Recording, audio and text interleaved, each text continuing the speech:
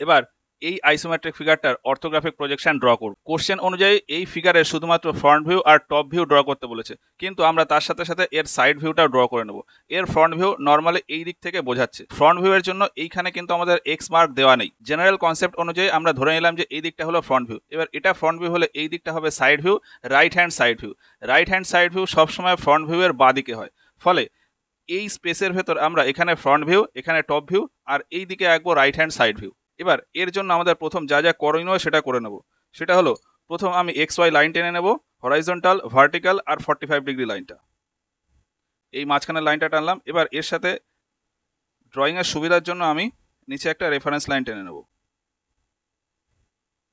এখান থেকে 90 degree line, আর এখান থেকে এই 45 ডিগ্রি লাইন।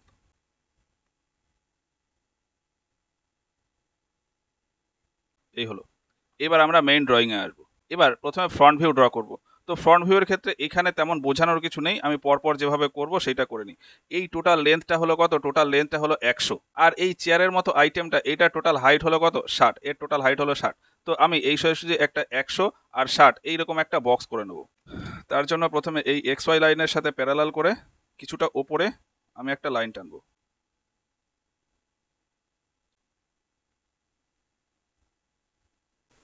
এবার এখান থেকে 100 নিয়ে নেব। এখান থেকে এই 100 মার্ক করলাম।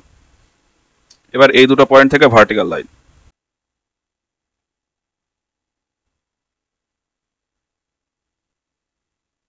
উপর থেকে পুরো নিচ পর্যন্ত টেনে দেবো, কারণ আমাদের টপ ভিউও ড্র করতে হবে। এবার যেমনটা বললাম যে এই হাইটটা হলো 60। এবার এই হাইট 60-এর ভেতর এইটুকু হাইটও আবার লাগবে। তো এইটুকু হাইট আমাদের কত বলেছে? এই হাইটটা এই ফিগার অনুযায়ী দেওয়া নেই, কিন্তু এই ফিগার থেকে দেখে আমাদের বুঝতে হবে যে এই হাইটটা কত। আমরা যদি এইটুকু পোর্শন দেখি, এই যে এইটুকু পোর্শন সামনে যেটুকু বেরিয়ে আছে এর ভেতর এইটুকু 20। এবার এইটা পুরো সেম একটা স্কোয়ার বক্স, তো সেই হিসাবে এটা 20 হলে এটাও 20। ফলে এই টোটালটা 60, এইটুকু 20। সেই হিসাবে আমি 20 আর টোটাল 60 নেব। তাহলে এই হচ্ছে টোটাল 60। এই হচ্ছে টোটাল 60। এর ভেতর আমি এটা মার্ক করলাম, তাহলে 60 হয়ে গেল। আর এখান থেকে 20, এটা মার্ক হলো। এবার এখান থেকে হরাইজন্টাল লাইন।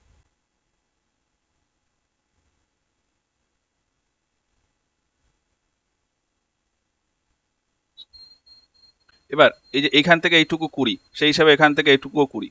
ফলে আমি দুই দিক থেকে 20 মার্ক করবো।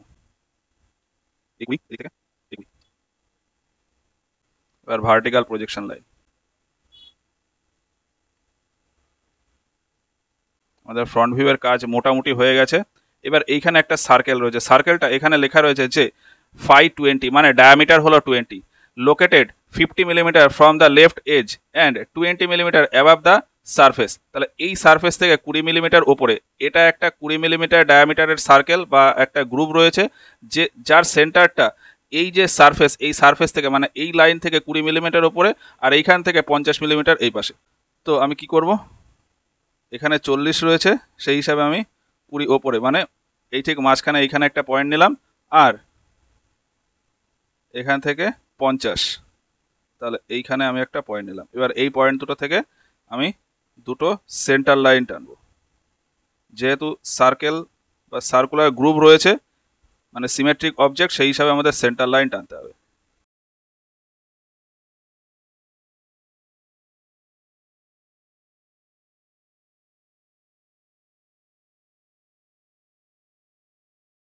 আমাদের ফ্রন্ট ভিউ করার জন্য মোটামুটি প্রজেকশন লাইন হয়ে গেছে।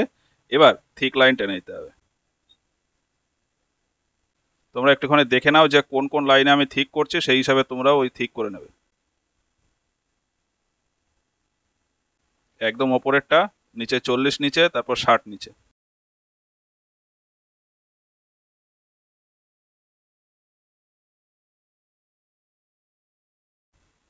এবার এইখানে আমি যে সার্কেলটা করব, সেই সার্কেলের ডায়ামিটার হচ্ছে 20। ডায়ামিটার 20 আমাদের নর্মাল কম্পাস দিয়ে আমি ঠিকঠাক মতন পারবো না, বা ঠিকঠাক আসবেও না, এই জন্য সার্কেল মাস্টার ইউজ করব। তো এতে আমি নাম্বারিং দেখবো 1 2 3 4 5 6 7 8 9 10 11 12 13 14 15 16 17 18 19 20।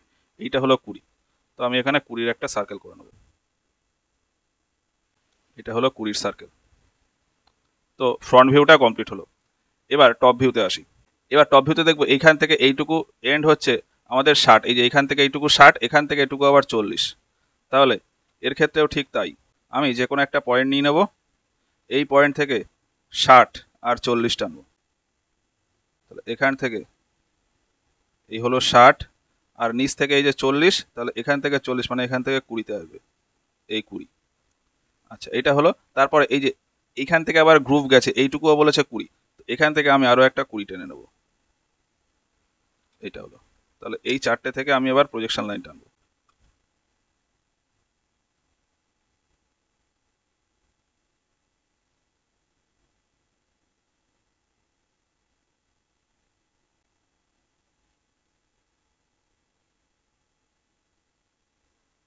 এই হলো।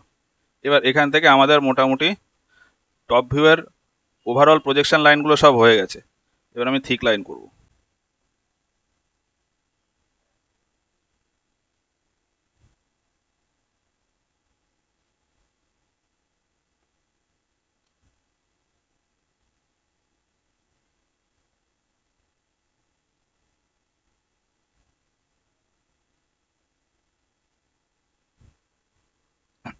এবার এই টপ ভিউতে এই যে একটা সার্কুলার হোল রয়েছে বা গ্রুপ রয়েছে, এর হিডেন লাইনও পড়বে, কারণ উপর থেকে দেখলে এই গ্রুপটা এই ফেসে আমাদের ঢেকে যাবে, ফলে এখান থেকে আমাদের আরো দুটো প্রজেকশন লাইন আসবে।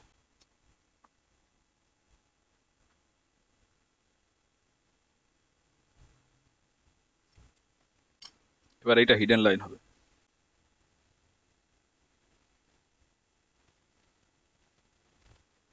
তাহলে আমাদের টপ ভিউটা হলো।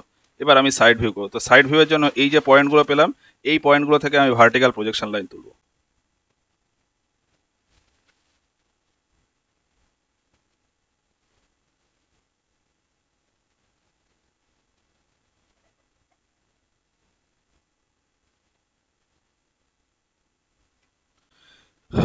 সাইড ভিউয়ের ক্ষেত্রেও আমাদের প্রজেকশন লাইনগুলো হয়ে গেছে, এবার থিক লাইন করব।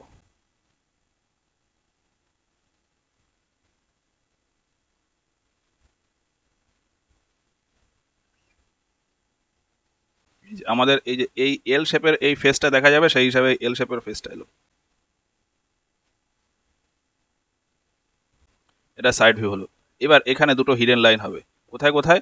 এই যে সাইড থেকে দেখলে এই যে একটা গ্রুপ, এই চেয়ারের এই যে গ্রুপটা, এই গ্রুপটা এই ফেসে ঢেকে যাবে, ফলে এই যে এই গ্রুপের প্রজেকশন লাইন এসছে এখানে, ফলে এইটা হবে হিডেন লাইন। আর আরেকটা হিডেন লাইন হবে এই যে সার্কুলার গ্রুপটা রয়েছে, এই সার্কুলার গ্রুপ এদিক থেকে দেখলে এই ফেসে ঢেকে যাবে, ফলে এই সোজাসুজি প্রজেকশন লাইন ফেলে এইখানে আরো দুটো হিডেন লাইন হবে।